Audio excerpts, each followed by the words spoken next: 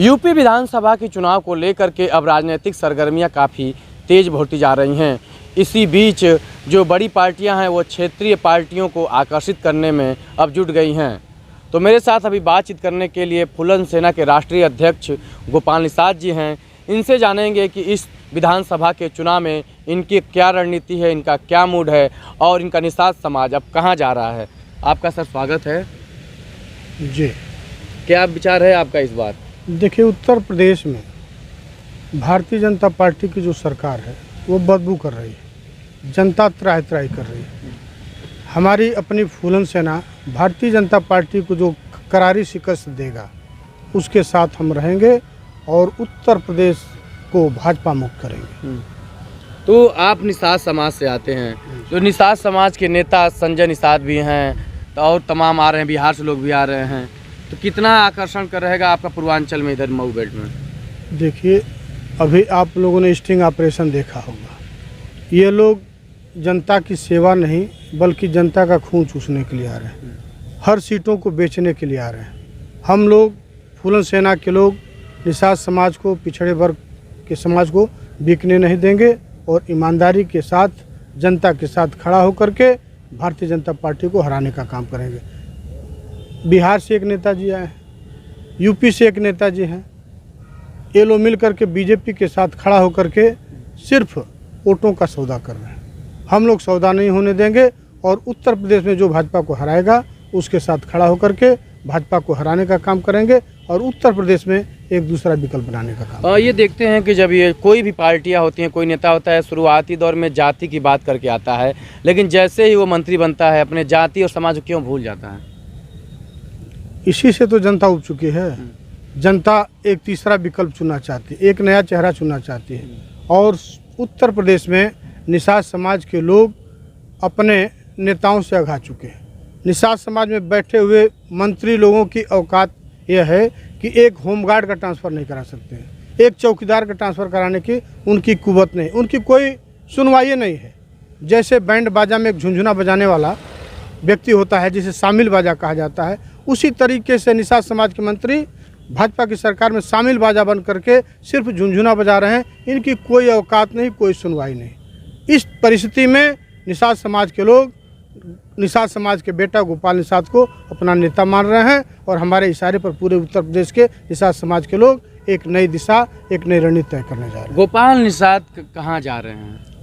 मेरी अपनी जहाँ तक मानसिकता है, अभी मैं जेल काट करके आया हूँ। भारतीय जनता पार्टी की सरकार ने निर्दोष मेरे ऊपर आक्रमण कराया और वो आक्रमण सिर्फ इस नाते कि गरीबों मजदूरों की लड़ाई मैं लड़ता था मऊ जनपद में, मेरे ऊपर गंगेश्वर और कुछ आपराधिक मुकदमे प्रशासन ने दर्ज कर दिए थे।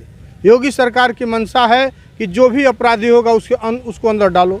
तो योगी जी के इशारे पर मेरे पुराने क्रिमिनल हिस्ट्री के आधार पर मेरे ऊपर छेड़खानी का, मेरे ऊपर डकैती का, मेरे ऊपर हत्या के प्रयास का 6 किताब मुकदमा, लॉकडाउन के उल्लंघन का मुकदमा डाल करके हमको 6 महीने जेल में डाला गया था। तो ऐसी परिस्थिति में बीजेपी ने जो मेरे ऊपर जुर्म ढाया है, उस जुर्म का प्रतिकार करने के लिए, उस जुर्म की वसूली करने के लिए मैं समाजवादी पार्टी के साथ रहूँगा। समाजवादी पार्टी के साथ रहेंगे। तो समाजवादी पार्टी से तो बाहुबली विधायक मुख्तार अंसारी का परिवार भी जुड़ रहा है जी, तो उस पर भी आवाज़ उठ रहा है, क्या आप कहेंगे? देखिए, मुख्तार अंसारी जी चाहे दोषी हों या न हों, हमको उनसे कोई लेना देना नहीं, लेकिन इतना ज़रूर कहूँगा कि सत्ता का दुरुपयोग किया जा रहा है, उनके लोगों का नाहक उत्पीड़न किया जा रहा है। जिसका भी नाम मुख्तार अंसारी से जुड़ जा रहा है, बिना कानून के नियम को हाथ में लेकर के उसके घरों को बुलडोजर लगा करके गिराया जा रहा है। इसकी मैं निंदा करता हूं और इस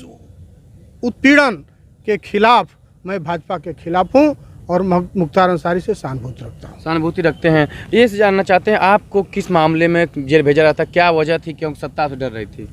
मेरी पत्नी देवरिया जनपद में बरहस हमारी जन्मभूमि है, वहाँ से चेयरमैनी का चुनाव लड़ी थी। इस बार दोबारा हमारी दावेदारी है। वहाँ का विधायक सुरेश तिवारी जो भाजपा का गुंडा है, वो नहीं चाहता था कि मैं या हमारी पत्नी चेयरमैनी का चुनाव लड़ें। पहले तो लोगों ने मुझे डराया धमकाया कि तुम बैक हो जाओ, समर्थन दे दो। जब उनको लगा कि इसका परिवार या मैं समझौता करने वाले नहीं हैं और बीजेपी के खिलाफ या बीजेपी के सामने घुटने नहीं टेकेंगे, तो मेरे ऊपर मॉर्निंग वॉक के समय सुबह अटैक कराया गया और मेरे ऊपर अटैक होते ही मेरी गिरफ्तारी और गिरफ्तारी के 4 घंटा बाद हत्या के प्रयास में मेरा चालान कर दिया गया। उसके अलावा फर्जी धरना दिखा करके मेरे सैकड़ों लोगों को मुलजिम बनाया गया। इस नाते मैं भाजपा से सख्त नफरत आप अपने समाज के बीच में जा रहे हैं तो क्या मुख्य आवाज़ उठा रहे हैं, क्या मुद्दे लेके जा रहे हैं? हमारे समाज में हमारा पर्सनल मुद्दा ही काफ़ी है। जब मैं जेल चला गया तो भारतीय जनता पार्टी ने पर्दहामिल कॉलोनी के पास जो मेरा आवास था उसको ध्वस्त करा दिया। वहाँ एक तिनका भी नहीं बचा है, ईंट की एक टुकड़ी भी नहीं बची है। मुझे जेल के सलाखों में अंदर डाल करके कोरोना इंजेक्शन के नाम पर जहर दे करके मुझे मारने का प्रयास किया गया। संजोग से मेरा इंजेक्शन बदल गया तो दूसरा व्यक्ति मर गया, उसे आत्महत्या करना दिखा करके पोस्टमार्टम कराया गया। किसी तरीके से प्रशासन के लोगों ने अपनी नौकरी बचाई।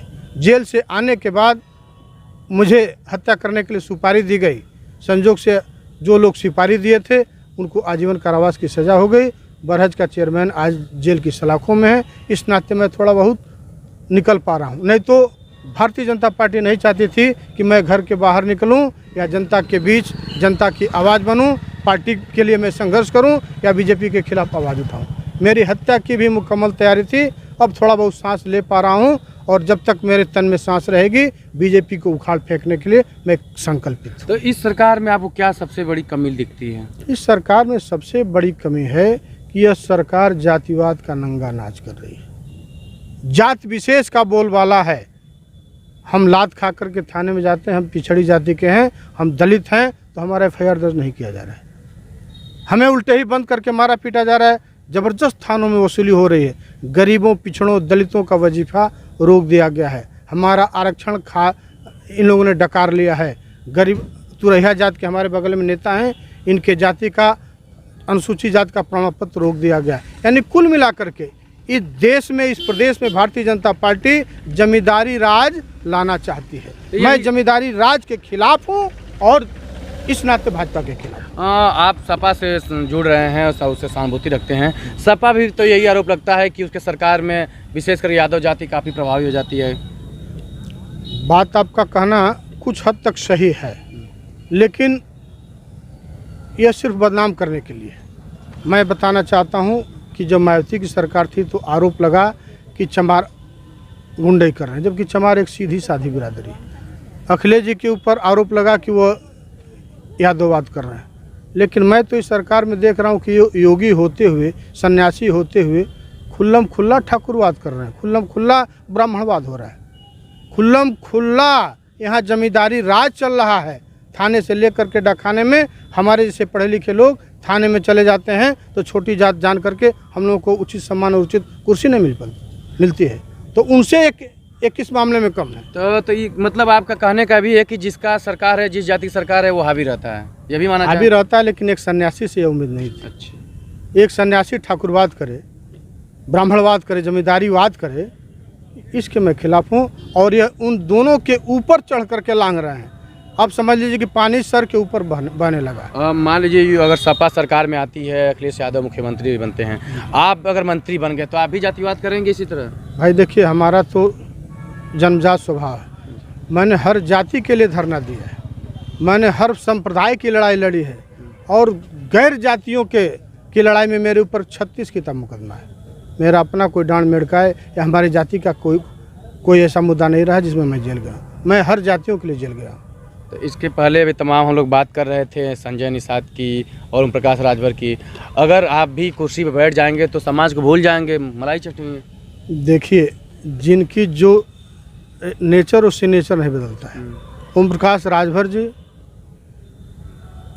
की बात करते हैं, संजय निषाद जी सिर्फ निषादों की बात करते हैं। हमारे जहन में शुरू से आखिरी तक सर्वहारा वर्ग रहा है। गरीब, पीड़ित, दलित, शोषित, इन सब की लड़ाई लड़ा हूँ और मैं सबकी राजनीति करूँगा और सबके हित की बात करूँगा। चलिए हम क्लोज कर रहे हैं। एक जानना चाहते हैं कि जो मायावती जी हैं उनकी राजनीति को कैसे आप देखते हैं? मायावती की राजनीति खत्म हो गई है।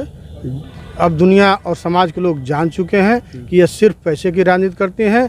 जो पैसा देगा उसको टिकट देंगी।